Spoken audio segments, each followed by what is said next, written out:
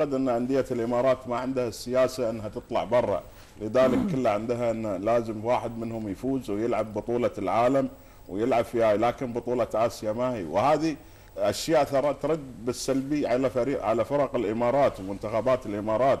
فانت اذا ما اعطيت اللاعب مهما كان عندي انا اذا دخلت انا منافسه يجب علي ان انا انافس، واذا ما نافست مع البطولات هذه لا اعتقد ان انا دائما محلي، فلذلك لازم انقل نقلتي من محلي. يعني مثلا الغرافه الحين 3 سنوات ورا بعض ياخذ بطوله الدوري، لو خذها السنه الجايه ولا السنه اللي بعدها 5 سنوات ورا بعض ما في فائده. لكن لما انا مثلا 3 سنوات اللي اخذت فيها بطوله الدوري ادخل الحين في منافسات اسيويه واخلي فريقي يطلع اكبر من هالشكل. يعني الحين المنافسه عند فريق الغرافه تطلع اكبر من المنافسه الموجوده في الدوري، هو خذ الدوري على كل حال، لكن الحين شنو المنافسه اللي عنده؟ لازم ينافس على بطوله اسيا، وهذا هو المهم بالنسبه له. فالسياسات في الانديه هي اهم شيء، شلون انت بتعد فرق للمستقبل والله انا خالد انا سمعت مره تصريح تاكيد على كلامنا، بس ان مباراه الغرافه اليوم ترى خير مثال.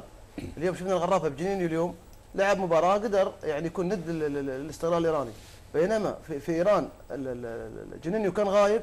شفت الفرق اللي طلع فيه نادي الغرافه مع نادي الاستغلال الايراني، فرق كبير. تحس انه فعلا جنينيو كان هو الرابط الاساسي في الفريق. ليش انا مثلا اعتمد كل اهتمامي على جنينيو؟ ليش انا ما اصنع في الغرافه لاعب صانع العاب على مستوى بكره لما يروح جنينيو هاللاعب يكون موجود؟ لا شوف لاعب المحترفين لازم يكون فارق في الفريق، مهما كان لازم يكون علامه فارقه في الفريق، خاصه اذا عندك لاعبين جيدين هو لازم يكون هو الابرز. لو عندك لاعب 11 لاعب من المنتخب الوطني ومعهم لاعب محترف لازم هو يكون افضل واحد فيهم يعمل فارق.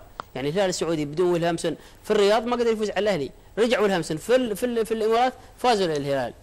يعني لاعب واحد يفرق، حتى يغيب روني في مانشستر، يغيب ريبيري في بايرن ميونخ، يغيب رونالدو في الريال، ميسي يغيب عن برشلونه يدخلون ما فازوا من كم مليون في الدوري المحلي الا نزل ميسي في الشوط الثاني. اللاعب المحترف لازم يفرق ولازم. لكن انا سمعت تصريح مره عشان ما دام احنا في محورنا على الكره الاماراتيه، اعتقد دون ريفي مدرب المنتخب الانجليزي دون ريفي قال لعيبه الامارات الرفاهيه طاغيه عليهم.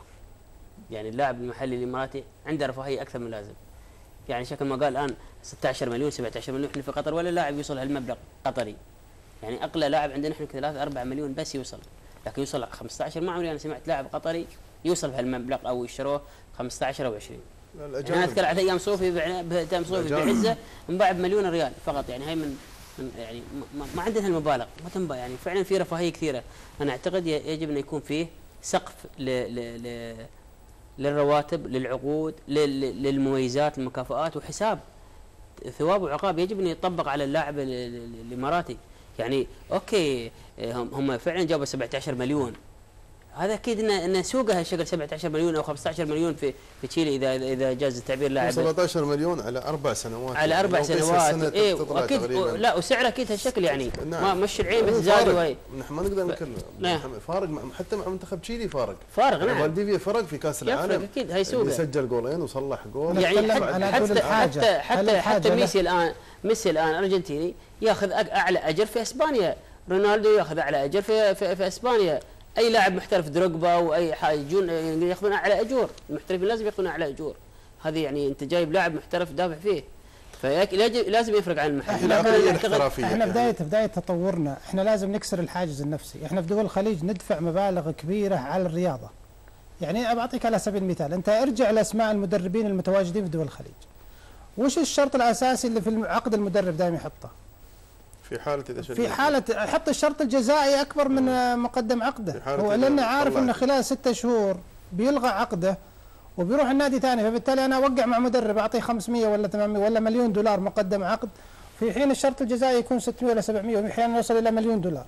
فبالتالي المدرب أنا عارف أني أنا لما أقدم نتائج سيئة بيضغطون الجمهور والإعلام على إدارة الفريق، بيقوموا إدارة الفريق يلغون عقدي، لما يلغون عقدي بيدفعون لي الشرط الجزائي، لما يدفعون لي الشرط الجزائي في نادي جنبه حيوقع معي على طول بنفس العقد حقي، فبالتالي اصبحت تجاره رائجه. اللي احنا في الخليج الان هو تجاره رائجه للمدربين، لا يمكن تلقى مكان في العالم يكسب مدرب زي ما يكسب في دول الخليج. ارجع للاسماء نفسها. لذلك احنا متى نكسر الحاجز النفسي او الحاجز الفني لدول الخليج بالذات، انا اتكلم عن الخليج، الا لما يحترف عندنا لاعب خليجي برا في دول الخليج ومتى تلقى اجابه انه والله في لاعب مؤهل يحترف برا، انا بقول لك الكره في الخليج ممكن تتطور. لذلك لابد اننا نبحث عن هذه الاجابه، متى تاهل عندنا لاعب خليجي يلعب في دول اوروبا ومع الفرق الاوروبيه. نعم. لذلك وعلى طار الدول الاوروبيه، الارسنال اللي خلص الفارق مع برشلونه 1-2. الدقيقه كم يا فيصل؟ 70. دقيقه 70 من زمن المباراه. هذا وين كنت ها؟ إذا بنرجع ونتكلم على الكرة الإماراتية فالكلام يطول في هذا الموضوع.